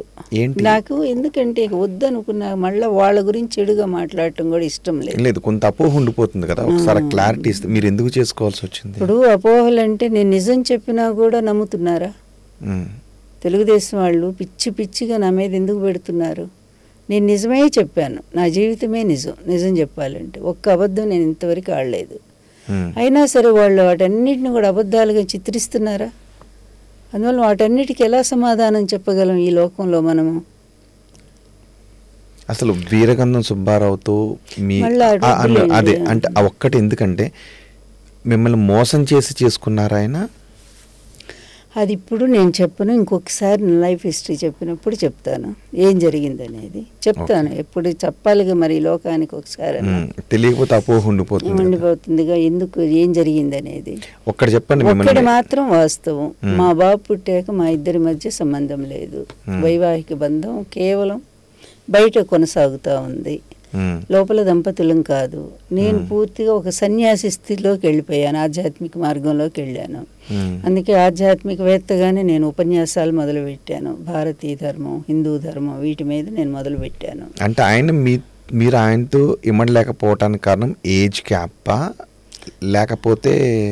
కాదండి, ఆయన ఆయన ప్రవర్తనే బాగాలేదండి.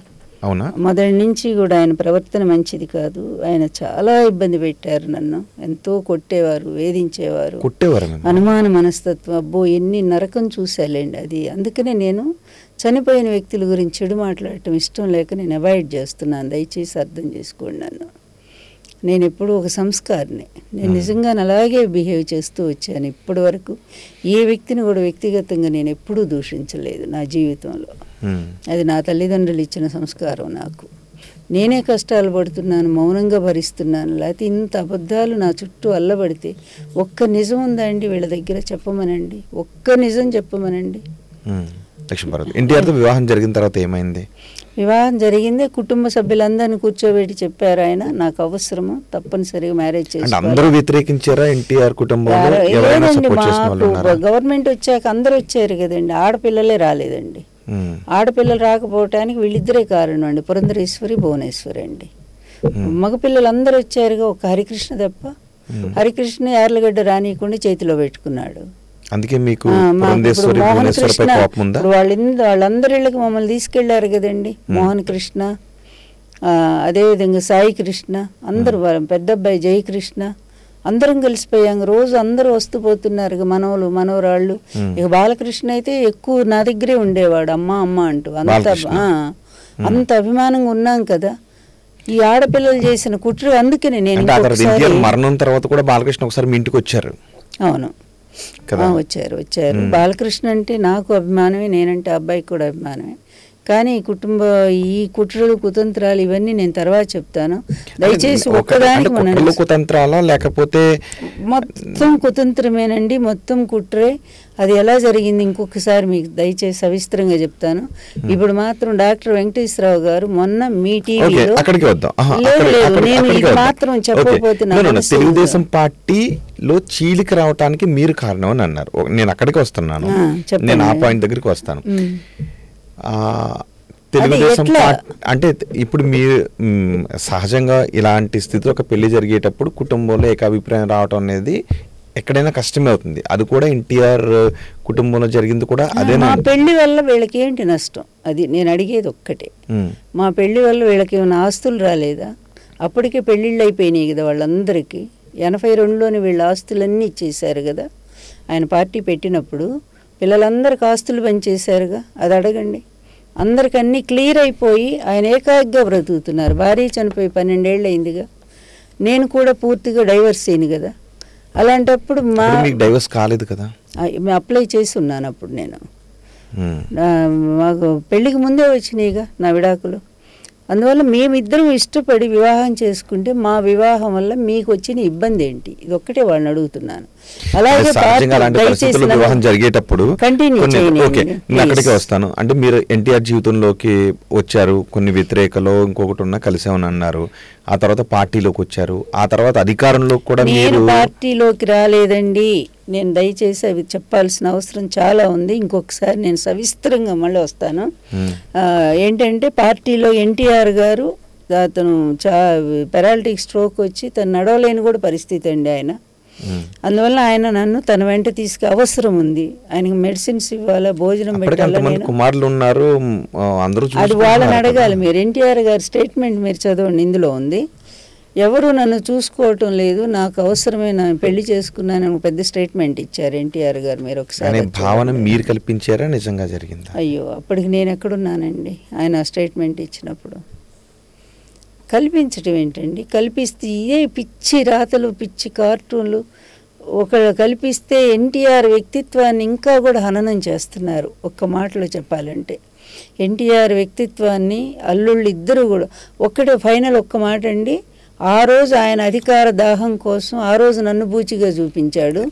ఈ రోజు doctor Venkateswara Rao please doctor Venkateswara Rao ఈ రోజు తన కొడుకు భవిష్యత్తు కోసం, తన కొడుకు భవిష్యత్తు కోసం పార్టీని కాపాడటం ఏంటండి? మరి తర్వాత ఆయన నామినేటెడ్ పోస్టులు ఎందుకు ఇవ్వలేదండి చంద్రబాబు గారు? ఆయన ముఖ్యమంత్రి అయినాక 4 ఏళ్ళు పరిపాలించారు కదా ఆ టైంలో 96 నుంచి. మరి ఎందుకు నామినేటెడ్ పోస్ట్ ఒక్కడు కూడా ఇవ్వలేదు? ఇదే భయంతో కదా. ఇక్కడ 2-3 జిల్లాల్లో వచ్చినటువంటి గొడవ అండి అది. అది కూడా అధ్యక్షుడికి ఆ హక్కు లేదా అండి? దానికి లక్ష్మీపార్వతి సంబంధం తీసుకోవడం వెనుక మీ అని వాళ్ళంటే అది ఎన్టీఆర్ గారు. అదే నేను చెప్తున్నా. ఏమండి, ఎవరైనా సరే భార్యాభర్తలు మాట్లాడుకుంటే గన్మ్యాన్ల ముందను డ్రైవర్ల ముందు ఏడుస్తారండి? అలాంటి దరిద్ర అలవాటు వాళ్ళకుందేమో. ఆయన భార్య ఇద్దరు కూడా గన్మెన్ ముందు బాధపడుతుండేవాళ్ళేమో, మాకు తెలీదు. కానీ మేమిద్దరం ఎప్పుడూ కూడా మా గదిలో కూర్చొని మాట్లాడుకునేవాళ్ళం అండి. అయినా సరే పార్టీ వ్యవహారాల్లో నేను ఎప్పుడూ కూడా జోక్యం చేసుకోలేదు. కోఆపరేటివ్ సెంట్రల్ బ్యాంక్ ఎలక్షన్స్ జరుగుతూ ఉన్నప్పుడు కొంతమంది ఎమ్మెల్యేలు పార్టీ నిర్ణయాలకు కాకుండా వేరే వాళ్ళకు ఓటేసినప్పుడు వాళ్ళ పైన తీసుకుంటున్న కఠిన నిర్ణయంలో మీ పాత్ర లేదా? అస్సలు లేదండి, కొంచెం కూడా నాకు ఎందుకంటే మీరు ఈ పేజీలు చదవండి. ఒక్కటి ఇక్కడ క్లియర్ చేస్తున్నాను నేను. అసలు ఎవరైనా రేణుకా చౌదరి వెళ్ళేటప్పుడు కూడా నేను ఎంత బ్రతిమిలాడానో ఫోన్ చేసి, వద్దమ్మా నువ్వు. నంద్యాల ఉప ఎన్నికల్లో రేణుకా చౌదరికి మీకు పెద్ద వాగ్వాదం జరిగింది. అది ఈ డాక్టరేనండి కల్పించాడు. మీరు మొన్న ఈ ప్రశ్న మీరు ఆయన అడిగి ఉండాల్సింది. నిజంగా వాళ్ళిద్దరు పోట్లాడుకున్నారా అనేది మీరు అడగాల్సిందండి. పచ్చాబద్ధం ఈయన రాయించాడండి. ఆయన ఒక రకమైనటువంటి ఇదైతే ఈయన ఇంకో రకమైన వెన్నుపోటుదాడు. ఇద్దరు వెన్నుపోటుదారులేనండి, ఎన్టీఆర్కి ద్రోహం చేసిన వ్యక్తులే. అందుకే చెప్తున్నా, ఈ ఎమ్మెల్యేల విషయంలో పార్టీ తీసుకునే నాకు సంబంధం అస్సలు లేదండి. శ్రీహరి వచ్చి మీరు ఇప్పుడు నిజంగా కూడా కడియం శ్రీహరి గారు ఉన్నారు కదా, ఆయన నిజం చెప్పగలిగితే దైవ సాక్షిగాను, ఆయన నమ్మేది ఏదైనా పిల్లల సాక్షిగాను నిజం చెప్పమనండి. ఆయన వచ్చి ఏం చెప్పారు ఎన్టీఆర్ గారికి, ఆయన తర్వాత ఇంకో 2 ఎమ్మెల్యేలు కూడా వచ్చి, సార్ మా మీద చంద్రబాబు నాయుడు ఒత్తిడి చేసి మీకు వ్యతిరేకంగా ఇలా చేయించారు, దానివల్ల మేము చేసామని కళ్ళమ్మని నీళ్లు పెట్టుకున్నాడో లేదో ఒక్కసారి అడగండి. ఇంతకంటే సాక్ష్యం ఇంకేమీ లేదు. అసలు వాళ్ళు ఎవరిని సస్పెండ్ చేస్తున్నారో నాకు పేర్లు కూడా తెలియవండి అప్పటికి. ఎంత పచ్చాబద్ధం అండి. గన్మ్యాన్ చెప్పాడా? ఏ గన్మ్యాన్ ముందు నేను ఏడ్చానండి? అట్లాంటి దరిద్రం ఎవరైనా సరే, ఒక సీఎం భార్య సీఎం ఇద్దరు కూడా గన్మ్యాన్ల ముందు మాట్లాడుకుంటారండి? లేకపోతే డ్రైవర్ల ముందు? డ్రైవర్ని రోజు మాట్లాడిస్తున్నారు కొన్ని టీవీల్లో. గన్మెన్లు చెప్పారని ఈయన మాట్లాడుతూ ఈయన స్థాయి మిమ్మల్ని కొట్టారన్నారు కదా, అక్కడ ఎవరైనా ఉన్నారా? మీరు ఒక్కరే? ఏది లేదు, మేమిద్దరమే ఉన్నాం లోపల.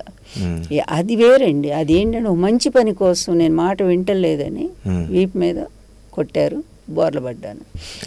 మీరు చెప్తేనే వచ్చిందా? ఇది వినండి, ఈ పార్టీలో అంటే గన్మెన్స్ ఉన్నారు అని అన్నారు కదా, అందు గురించి నేను లేదండి. అట్లా అస్సలు ఉండరు. అట్లా మేమిద్దరం ఏమండి వేరే మేమిద్దరం ఎందుకు కనెక్ట్ చేశానంటే, కొట్టింది వేరే వాళ్ళు ముందున్నప్పుడు మీరు ఎమ్మెల్యేలు సస్పెండ్ చేయాల్సిందని పట్టుబట్టేటప్పుడు వేరే వాళ్ళు ఉండరా అన్న దాని గురించి నేను అడుగుతున్నాను. ప్రశ్న వేశారు. అట్లా ఎప్పుడు అండి మేమిద్దరం మాట్లాడుకున్న విషయం ఏనాడైనా ఒక్క విషయం బయటకు వచ్చిందండి? ఎప్పుడైనా సరే అంత సీక్రెట్ ఆయన పాటిస్తారు ముందు. ఆయన అంత గంభీరుడు. ఊరికి అందరి ముందు కూడా ఆయన చౌకబారుగా ఆయన మాట్లాడరు. నేను అస్సలు నోరు విప్పనండి. అంత మేమిద్దరం వెళితే ఏదైనా ఎక్కువ పార్టీ. మీకు జయప్రకాష్ నారాయణ గారి ఇంటర్వ్యూ ఒక్కటి చూడండి దయచేసి. ఎన్టీఆర్ గారు ఏ విషయమైనా దానికి సంబంధించి పరిపాలనకు సంబంధించి అధికారులతో మాట్లాడతారు తప్ప ఎప్పుడు కూడా ఇంట్లో మాట్లాడరు అనే మాట దయచేసి ఒక్కసారి మీతో మాట్లాడటం. అదే నేను వచ్చినాకే ఆయన చెప్పింది ఇంటర్వ్యూ అండి. నేను వచ్చాక వీళ్ళ ఆరోపణలన్నీ అధికారులు నేను పిలిపిస్తున్నానని. ఏమండి, చంద్రబాబు నాయుడు మనస్తత్వం తెలిసి కూడా ఇన్ని రకాల ఆయన అధికారం కోసం ఎన్ని అబద్ధాలు సృష్టించాడు, బూచిగా చూపించి ఎన్టీఆర్ వ్యక్తిత్వాన్ని ఎంత హననం చేశారండి. పిచ్చి కార్టూన్లన్నీ వేసి ఈనాడులో రోజు కూడా చివరికి అసలు అధికారం కావాలనుకుంటే ఆయన నా చేతిలో ఉన్న మనిషి అయితే నేను తీసుకోవటం ఎంతసేపు అండి? మీరు ఒక్క నిమిషం. ఆయన ఎన్నో 2 సార్లు ఎన్టీఆర్ గారు ఆఫర్ ఇచ్చారుగా. మీరు మోహన్ బాబుని అడగండి, సాక్షి ఉన్నారు. ఇంతమంది సాక్షులు నేను మీకు చూపిస్తున్నాను. నేనేమన్నాను కూడా అడగండి. మోహన్ బాబు మీకు సపోర్ట్ చేసేవారు ఆ రోజు? అప్పుడు నాకు సపోర్ట్ అంటే ఏమో నాకు చేశారో లేదు తెలియదు, కానీ ఆయన మోహన్ బాబుని బాగా ఆత్మీయంగా నమ్మి మీ వదిన గారు చెప్తే వింటలేదు, ఓ పదవి తీసుకుని నాకు ఆరోగ్యం బాగుంటలేదు, ఆమె లైఫ్ సెటిల్ అవ్వాలి, తర్వాత ఏమవుతుందని ఆయన భయపడ్డారండి నా గురించి. కానీ నేను ఎప్పుడు ముందు నుంచే మోహన్ బాబు మిమ్మల్ని వదిన అని పిలిచేవాడా? వదిన గారు అనేవాడు. పెళ్లికి ముందు నుంచే? పెళ్లికి ముందు అసలు పరిచయం ఏది మాకు ఆయనకి. అంటే జీవిత చరిత్ర రాసేటప్పుడు అస్సలు తెలియదు మాకు. పెళ్ళి అనుకున్నాక ఆయన రంగ ప్రవేశం జరిగింది అంతే, తెలియదు. అంతకుముందు అసలు నాకు తెలియదు. కనుక చెప్తున్నానండి, డాక్టర్ అనే ఈయన కూడా ఒక వెన్నుపోటుదారుడు, ఎన్టీఆర్కి వెన్నుపోటు పొడిచిన వ్యక్తి. ఈయన తిరిగి ఇది ఒక్క సంఘటన నేను చెప్తున్నా మంచితనానికి. ఈయన తిరిగి వస్తానంటే ఎన్టీఆర్ అసలు వద్దంటే వద్దన్నాడండి. నెహ్రూ అను తర్వాత ముద్దుకృష్ణ నాయుడు వీళ్ళందరూ కూడా వచ్చి, ఇప్పుడు నెహ్రూ లేడు, ఉంటే ఆయన నిజం చెప్పి ఉండేవాడు, వచ్చి బ్రతిమలాడారు. నేను కూడా బ్రతిమలాడా, ఏమండి ఎవరో ఒకళ్ళు వస్తున్నారు తిరిగి తీసుకోండి అంటే, రాకముందే డాక్టర్ని రానివ్వకుండా లక్ష్మీ పార్వతి కుట్ర. ఏంటండి అసలు ఈ రాతలు చూడండి. తర్వాత జనరల్ సెక్రటరీ పదవి ఎవరికి ఇచ్చారండి? ఎన్టీఆర్ గారు. నాకు ఇచ్చారా, ఆయనకి ఇచ్చారు. మరి నా భర్త నా చెప్పు చేతుల్లో ఉన్నాడు, నా మాటే వింటున్నాడు అనేగా ఈ పిచ్చి రాతలన్నీ, ఈ పిచ్చి కార్టూన్లన్నీ. మరి నేనేమో అధికార వ్యామోహంతో ఉన్నదాన్ని కదా. ఒక్క మాట వరకు వింటే, వరకు వింటే పర్వాలేదు, పార్టీ ప్రభుత్వం వరకు కూడా ఎన్టీఆర్ని తక్కువ చేయకండి దయచేసి. ఈ దుర్మార్గులు మాటికి కూడా ఎన్టీఆర్ని వ్యక్తిత్వాన్ని హననం చేస్తున్నారండి. ఇద్దరు అల్లుళ్ళు. ఈ వెంకటేశ్వరరావు ఈ మాట వెనక్కి తీసుకోవాలి. ఎందుకంటే శ్రీహరిని ఫ్రెండ్ అడగమనండి, ఒక్కసారి అడగమనండి. వెనక ఎవరు ఈ కుట్రంతా చేసింది? చంద్రబాబు నాయుడు కదా. చంద్రబాబు నాయుడు ఎమ్మెల్యేలు రెచ్చగొట్టి, ఎందుకంటే తన ఈ విధంగా ఎన్టీఆర్ ప్రభుత్వాన్ని పడగొట్టడానికి ప్లాన్ చేసుకుంటూ వచ్చారు. సస్పెండ్ చేయడానికి అవకాశం ఉందని ఈస్ట్ గోదావరిలో మాట్లాడినటువంటి మాటలు ఎవరు మాట్లాడారు? వెంకటేశ్వర మాట్లాడలేదా? వెంకటేశ్వర మాట్లాడలేదా? ఎవరు? వెంకటేశ్వరరావా? ఏమో నాకు తెలియదు ఎవరు మాట్లాడారు. ఎందుకంటే మేము పేపర్ చూడాలంటేనే భయం వేసేది ఆ రోజు. ఓకే, ఆ రోజు మొదట కరీంనగర్లో అనుకుంటా కదా ఎమ్మెల్యేల కరీంనగర్, తర్వాత ఇదే మన కడియం శ్రీహరి ఇక్కడ వరంగల్, ఇంకొకటి ఏదో ముఖ్యంగా ఆయన వర్గమేనండి అంతా. ఎవరు మన నల్గొండ అండి, మాధవరెడ్డి. మరి ఎవరండి? ఆయన వర్గమే కదా వాళ్ళంతా, చంద్రబాబు వర్గమే కదా, వాళ్లే కదా. వాళ్ళని రెచ్చగొట్టి కావాలని ఒక ఇప్పుడు ఒక్కటేనండి 30 మంది ఎమ్మెల్యేలను 30 మంది మినిస్టర్ని ఆయన రద్దు చేశారు మొదట్లో. 84 నుంచి 89లో అనుకుంటాను ఎన్టీఆర్ గారు. అప్పుడు వీళ్ళందరూ తిరుగుబాటు చేసి ఎన్టీఆర్ ప్రభుత్వాన్ని అప్పుడే కూల్చాలి కదండి మరి కదా.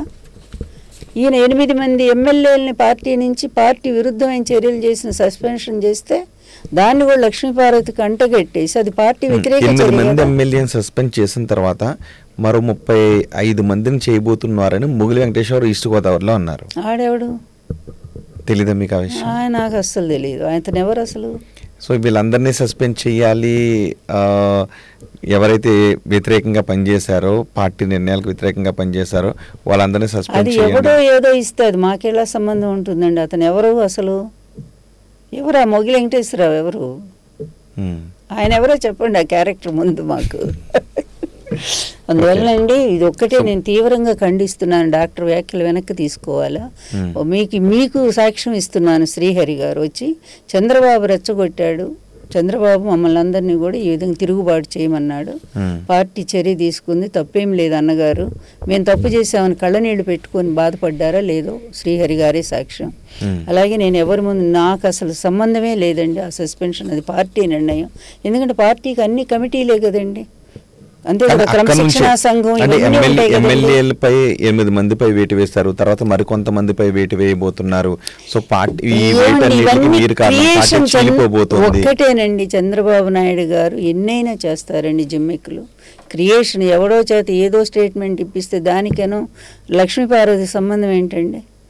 అసలు ఎంత దారుణం అంటే, మీరు ఇంకొకసారి నేను ప్రశాంతంగా మాట్లాడు. లక్ష్మీపార్వతి గారు, ఎన్టీఆర్ పెట్టిన పార్టీ అంటే ఇష్టం ఉన్నారు, ఎన్టీఆర్ని వివాహం చేసుకున్నారు. ఇప్పుడు జగన్ పార్టీలో మీరున్నారు, జగన్ పార్టీలో పదవులు తీసుకుంటూ ఉన్నారు. బాధ అనిపించట్లేదా మీకు? లేదండి, సంతోషం. ఎన్టీఆర్ పెట్టిన పార్టీకి వ్యతిరేకంగా సంతోషంగా ఉన్నాను. ఎందుకంటే సొంత పార్టీయే అధ్యక్షుడిని చంపేసిందండి, అధ్యక్షుడికి వెన్నుపోటు పొడిచింది, చెప్పులేసి అవమానం చేసింది. నిజమైన ఒక భార్యగా ఆయన వివాహం చేసుకొని ఆయనంటే ఒక పిచ్చి ప్రేమ, ఒక దేవుళ్లాగా ఆరాధిస్తున్న వ్యక్తిగా నేను ఆయన సిద్ధాంతం కోసం నేను ఒక్కదాన్నే నిలబడ్డానండి. ఈ కుటుంబ సభ్యులంతా ఆయన వెంట పోయారు. నేను మాత్రం ఆయనకు జరిగిన అన్యాయానికి, అక్రమాలకి ఇన్ని సంవత్సరాలు 30 ఏళ్లుగా నేను పోరాటం చేస్తున్నానండి. నా పార్టీ ఉన్నంత వరకు నేనున్నాను. ఎన్టీఆర్ టీడీపీ ఉన్నంత వరకు నేను నా పార్టీలోనే ఉన్నానండి. దానికి దిక్కు లేదు, దరి లేదు, డబ్బు లేదు నా దగ్గర. అందువల్ల నా పార్టీ రద్దయిపోయింది. అయిపోయినాక నాకు ఒక డయాస్ కావాలండి నా పోరాటానికి. ఈ అబ్బాయి కూడా కాంగ్రెస్ వ్యతిరేకంగా, ఎస్, ఇప్పటికి నేను నా వాయిస్ ఇప్పటికి కూడా నేను వినిపిస్తున్నానా లేదా? ఇతను వెన్నుపోటు నేనంటూ లేకపోతే వైసీపీ పాలన ఎన్టీఆర్ భావజాలానికి, సిద్ధాంతాలకు అనుగుణంగా ఉందని అనుకుంటున్నారు? తప్పనిసరిగా. అది ఎట్లాగో నేను ఇంకోసారి మీకు చక్కగా ఎక్స్ప్లెయిన్ చేసి చెప్పు. ఒక్కటేనండి, ఎన్టీఆర్ గారు ఇచ్చిన సాక్ష్యాలు ఎన్నో ఉన్నాయి, వీడియోలు ఉన్నాయి, ఆడియోలు ఉన్నాయి, అన్నీ ఉన్నాయి. ఆయన నా గురించి ఏం మాట్లాడారో దయచేసి చూడండి. ఎన్టీఆర్ గారి వ్యక్తిత్వాన్ని మాత్రం ఈ దగ్గుబాటో లేకపోతే చంద్రబాబు హననం మాత్రం చేయవద్దని చెప్పండి. ముఖ్యమంత్రి అయ్యేవాడు దగ్గుబాటి చేత అయి ఉంటే, సమర్థుడు అయి ఉంటే, ఇతని అసమర్థత వల్లే చంద్రబాబు పైకి వచ్చాడు. నిజం చెప్పాలండి, అంత అసమర్థుడు దగ్గుబాటి వెంకటేశ్వర. మాట్లాడటం దగ్గుబాటు ఎలా మొట్టమొదటి వచ్చిన వాడు అతనే కదండి, పెద్దల్లుడు. అందులో మొట్టమొదటి పార్టీ పెట్టగానే ఉంది అతనే, ఎన్టీఆర్ తో. చంద్రబాబు ఎప్పుడు హరికృష్ణ వాళ్ళకి ఇంట్రెస్ట్ లేదండి, వాళ్ళకి ఎప్పుడూ రాజకీయం ఇంట్రెస్ట్ లేదు. ఎందుకు గుడివాడ అది కంటెస్ట్ చేయమని 94 నేను వచ్చిన తర్వాత, మా పెళ్ళై నాకు ఎన్టీఆర్ గారు ఫోన్ చేసి అడిగారో లేదో మీరు కనుక్కోండి, ఇది కంటెస్ట్ చేయమని కొడుకుని చేయనన్నాడు. నాకు వద్దు, ఇంట్రెస్ట్ లేదని. లక్ష్మీపార్వతి గారు, నిజంగా ఎన్టీఆర్ పెట్టిన పార్టీలో ఎన్టీఆర్ వినిపోటు పొడిచుంటే ఇప్పుడు మళ్ళీ అధికారంలోకి వచ్చిండేవారు. 4 సార్లు చంద్రబాబు ముఖ్యమంత్రి అయ్యి ఉండేవారు. టీడీపీ కేడర్ అంతా ఆయన ఆమోదించింది కదా. ఆయన ఏమండి, అవకాశవాద రాజకీయాల గురించి నేను ఎక్కువ మాట్లాడను. అవకాశవాద రాజకీయం ఇదే బుచ్చయ్య చౌదరి అగెనిస్ట్ చంద్రబాబు నాయుడు ఎన్ని స్టేట్మెంట్లు ఇచ్చాడు ఆ రోజుల్లో చూడండి, అతని వెన్నుపోటుతనం గురించి కదా. అక్కడున్న ఎన్టీఆర్ ఎమ్మెల్యేలు అందరూ కూడా చంద్రబాబుని మామూలుగా తిట్టలేదు కదండి. అందులో చేరిపోయాక ఆయన పాట పాడాలి కదా. ఇది అవకాశవాద రాజకీయం. నాకని కాదు, అది ఎన్టీఆర్కి సపోర్ట్ చేశారండి. దీన్ని ఇట్లాగే మార్పులు చేస్తూ వచ్చారు. ఫైనల్ గా మీ రాజకీయ పోరాట లక్ష్యం ఏంటి? రాబోయే రోజుల్లో ఆంధ్రప్రదేశ్ నేను ఏనాడు నేను కావాలని జగన్ అడుగుంటే నాకు ఎమ్మెల్యే పదవి ఇవ్వరా అండి? నేను కంటెస్ట్ చేయనా? ఆ రోజు కూడా ఎన్టీఆర్ని అడిగితే నాకు ఇవ్వరా? టెక్కలి నన్ను కంటెస్ట్ చేయమని బస్సులు వేసుకొని జనాలు వచ్చారు కదండి. మరి ఎన్టీఆర్ నన్ను ఆమె ఇష్టపడితే మీరు చూడండి, ఈనాడు పేపరే ఇచ్చింది. ఆమె వద్దంటుంది, నేనేం చెయ్యాలని చెప్పి ఎన్టీఆర్ అన్నారని ఈనాడు రాసిందండి. ఈనాడే మీ పేపరే కదా రాసింది. మరి మీరు పవన్ కళ్యాణ్ గురించి కూడా మాట్లాడారు కదా సార్. పవన్ కళ్యాణ్కి రాజకీయ అవగాహన లేదు, పవన్ కళ్యాణ్ గెలవలేడని కూడా అన్నారు కదా. ఇప్పుడు ఉప ముఖ్యమంత్రి అయ్యారు ఆంధ్రప్రదేశ్కి. ఇప్పటికే చెప్తున్నారా, పవన్ కళ్యాణ్ గారికి రాజకీయ అవగాహన లేదు, ఇప్పటికీ లేదు. ఇప్పటికి కూడా అతని చేతిలో నడుస్తున్నాడు అతను, లేదా బీజేపీ చేతిలో నడుస్తున్నాడు. సొంతంగా అతను పెంచుకుంటే మంచి నాయకుడు అవుతాడు అంతే. నిజానికి రాజకీయ అవగాహన వీళ్ళకి లేదా, లేదంటే పాలించడం జగన్కి చేత కాలేదా ఆంధ్రప్రదేశ్లో? జగన్ పరిపాలన అద్భుతం అండి. అది ఎవరు అసలు no comparison, not at all. నిజం చెప్పాలంటే అంత గొప్ప పరిపాలన. ఎందుకంటే ఈ సామాజిక సంస్కరణ అనేది అందరికీ చేత కాదండి. ఆ ధైర్యం కూడా ఉండదు ఎవరికి కూడా. అంత గొప్ప సంస్కరణ అంతే ప్రవేశపెట్టాడండి ఆయన. అద్భుతంగా పాలించుంటే 11 స్థానాలకు ఎలా పడిపోతుంది? వస్తాయండి. అదేంటి, అంతకంటే గొప్పగా పరిపాలించిన వాళ్ళు ఎంతమంది? అమెరికా ప్రెసిడెంట్ ఆయన ఎవరు? మార్టిన్ లూథర్గా ఎవరైనా ఫస్ట్ ప్రెసిడెంట్ ఆయన ఎవరు? Abraham Lincoln. ఎంత ప్రజానాయకుడు అండి అతను. ఎంత పేదల పక్షపాత చంపేశారా లేదా?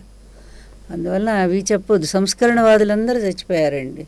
బుద్ధుడు సంస్కరణవాది గొప్ప, ఆయన్ని లాస్ట్లో చంపేశారు. శంకరాచార్య సంస్కరణవాది, తర్వాత తెలుసుకున్నాడు తప్పు. అందుకనే చెప్పాడు గురురిత్యేష మనీషా మమ.